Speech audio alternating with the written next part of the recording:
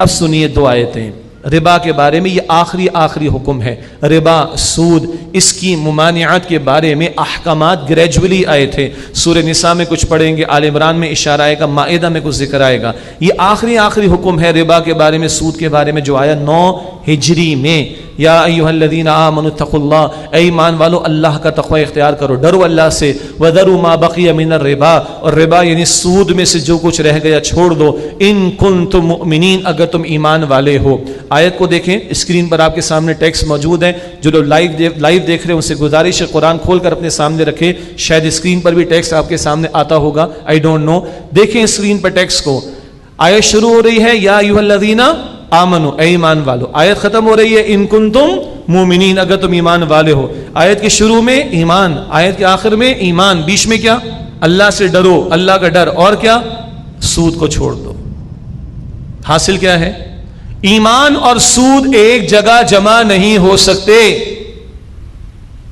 ایمان اگر واقعتاً ہوگا تو سود کے معاملات میں آدمی مبتلا نہیں ہوگا، اور اگر سود کے معاملات میں مبتلا ہو رہا ہے تو پھر اپنا جائزہ لے کہ ایمان ہے بھی کہ نہیں دل کے اندر۔ اب اگلے الفاظ سنیے، فَإِن لَّمْ تَفْعَلُوا، بس اگر تم یہ نہیں کرتے، فَأَذَنُوا بِحَرْبٍ مِّنَ اللَّهِ وَرَسُولِهِ، تو اللہ اور اس کے رسول سے جنگ کے لیے تیار ہو جاؤ۔ اللہ اکبر، یہ شدید ترین الفاظ ہیں قرآن میں بدعملی، کسی بدعملی کے بارے میں۔ اگر سود کے معاملات کو نہیں چھوڑتے تو اللہ اور اس کے رسول سے جنگ کے لیے تیار ہو جاؤ۔ اللہ ہمیں محفوظ رکھے۔ اب آپ دانشوروں کو سنتے ہیں نا میڈیا پر، آسٹریلیا میں بیٹھ کر باتیں کرتے ہیں، ملیشیا میں بیٹھ کر باتیں کرتے ہیں، اب وہ سیٹل ہو گئے ہیں امریکہ میں، وہاں بیٹھ کر باتیں ہو رہی ہیں۔ مجھے سود ٹھیک ہے، آج کل کا سسٹم تو بڑا اچھا ہے جی، بڑی فیسلٹیز ہے سسٹم کے اندر، بیڑا غرق ہو چکا ہے ان بینکنگ سیکٹرز کا۔ بڑے بڑے بینکوں کے ڈوبنے والے اور ڈبانے والوں نے کہہ دیا، ان کے CEOs and COOs نے، now we realise the why Islam has prohibited interest, بلکہ now we have realised why God has prohibited interest. کم سے کم جیوش اسکرپچرز کے اندر اور کرسچینٹی کی تعلیمات میں بھی ممانعت ہے، ہمارے دین میں بھی ممانعت ہے، سمجھ آ رہی ہے دنیا کے لوگوں کو۔ مگر ہمارے ایک دانشور کہتے ہیں کہ ہاں بھائی سود لینا منع ہے، دینا منع نہیں۔ اللہ اکبر، ایسی بے وقوفی کی بات ہے۔ ہمیں سے بہت سارے لوگ جو ہے وہ اکاؤنٹس کے آڈٹ کے فیلڈ سے، پروفیشن سے، بھائی ٹرانزیکشن کمپلیٹ کب ہوگی؟ آپ مجھے دیں گے تو میں لوں گا نا۔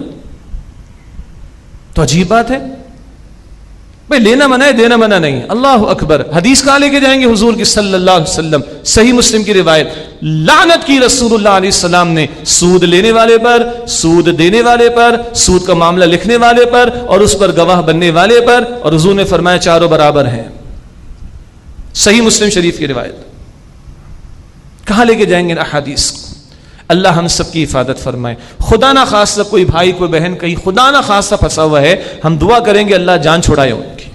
اور الحمدللہ میں آڈٹ پروفیشن میں رہا، بہت سارے بینکس اور ان کی سبسڈیز کے اندر ہم نے آڈٹ کیے، لوگ ملے بھائی بس اللہ جان چھڑا دے، الحمدللہ احساس ہے، لیکن جو قرآن کی محفلوں میں آ جائے ان کا احساس زیادہ ہونا چاہیے، جو سمجھ رہے ہیں ان مقامات کو ان کا احساس زیادہ ہونا چاہیے۔ اپنی پہلی فرصت بھی نہیں کہیں، پہلی بات یہ ہو کہ ہم نے ان باتوں سے جان چھڑانی ہے۔ اللہ ان کو جو پھنسے ہوئے خدا نہ خواستہ ان کی جان چھڑائے، اور سود کی ہر شکل سے میری آپ کی ہم سب کی حفاظت فرمائے۔ اور سنی حضور کی حدیث ابن ماجہ شریف میں آپ صلی اللہ علیہ وسلم نے فرمایا سود کے گناہ کے 70 حصے ہیں، درجے۔ کم ترین حصہ یا درجہ یہ ہے کہ کوئی شخص اپنی والدہ کے ساتھ منہ کالا کرے۔ آئی نا کراہیت، جھجھری آئی، یہ کم ترین ہے، 70th پارٹ۔ تو 69، 68، 67 اور نمبر 1 یہ حصے کس قدر شدید ہوں گے؟ حضور احساس دلا رہے صلی اللہ علیہ وسلم۔ اللہ ہم سب کی حفاظت فرمائے سود کی ہر شکل سے۔ فَإِن لَّمْ تَفْعَلُوا، پس اگر تم باز نہیں آتے، فَأَذَنُوا بِحَرْبٍ مِّنَ اللَّهِ وَرَسُولِهِ، تو اللہ اور اس کے رسول علیہ السلام سے جنگ کے لیے تیار ہو جاؤ۔ وَإِن تُبْتُمْ، اور اگر تم باز آ جاؤ، فَلَكُمْ رُءُوسُ أَمْوَالِكُمْ، تو تمہارے لیے تمہارا اصل مال ہوگا، پرنسپل اماؤنٹ۔ آیت کے اس حصے سے پتہ چلتا ہے کہ ربا کیا ہے؟ جو تم نے کسی کو اوریجنل پرنسپل اماؤنٹ دیا وہ تم واپس لے سکتے ہو، تو اس اوریجنل پر جو اضافہ ہے وہ کیا ہے؟ وہ ربا ہے۔ باقی مشہور سوال ہے وہ جی اگر ڈیویلیوشن کا مسئلہ بھی تو آتا ہے نا, کرنسی کی ورتھ بھی تو کم ہو جاتی, اس لیے ہم زیادہ لیتے ہیں. اچھا کرنسی کی ورتھ بڑھ جائے گی تو تم لاکھ کے 80,000 لوگے واپس؟ نہیں وہ تو نہیں لیں گے. اس کا مطلب ہے گڑبڑ کچھ اور ہے. جن کو یہ بات سمجھ آ گئی ان کا بھلا, ورنہ بعد میں سمجھ آ جائے گی. وہ جی کرنسی کی ویلیو گر جاتی اس لیے ہم لاکھ کے 1,10,000 لیتے ہیں. تو اگر کرنسی کی ویلیو کبھی بڑھ گئی تو لاکھ کے 90 لوگے؟ چپ ہو جاتے ہیں. پھر گڑبڑ کچھ اور ہے.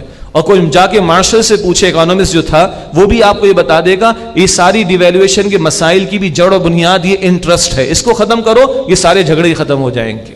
سمپل سی بات.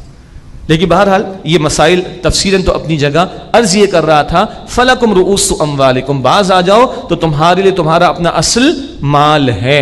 یہ جو پرنسپل دیا یہ تم واپس لے سکتے ہو. لا تظلمون ولا تظلمون, نہ تم ظلم کرو نہ تم پر ظلم کیا جائے. تمہارا پرنسپل بھی اوریجنل بھی نہ ملے یہ تمہارے ساتھ زیادتی, یہ بھی نہیں ہونی چاہیے. اور تم پرنسپل سے اوپر کسی سے لو تو وہ بھی ٹھیک نہیں ہے. اور کچھ کمانے کا شوق ہے تو پھر بزنس کرو بھائی. کیا بزنس کرو. بہت سادہ سے جملے ہیں. ڈاکٹر شاہد حسن صدیقی صاحب کے بہت بڑے بینکر, بہت بڑے اکانومسٹ ہیں, دین کا بھی درد رکھتے ہیں. ان کا بڑا پیارا کوٹ ہے 20 سال پرانا. ہمیں لینڈنگ بیسڈ موڈ سے نکل کر ایکویٹی بیسڈ موڈ کی طرف جانا پڑے گا. سمپل سی بات. لینڈنگ کیا ہے؟ قرض. ایکویٹی کیا ہے؟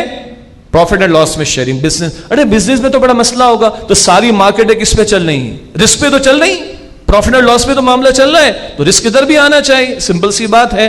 یہ اس کا اصل سولوشن ہے. ابھی مڈ ٹرم کچھ لوگوں نے انٹرم وے آؤٹ نکالے, دوز آر ناٹ آئیڈیل. وہ وے آؤٹس ہیں, وہ آئیڈیل نہیں. آئیڈیل اصل جانا پڑے گا ایکویٹی بیسڈ پر ہی, جس کی سب سے بہترین شکل وہ پارٹنرشپ کہہ لیجئے, مشارکہ کہہ لیجئے, مضاربہ کہہ لیجئے. یہ ساری بھی ٹیکنیکل مباحث اپنی جگہ پر ہیں.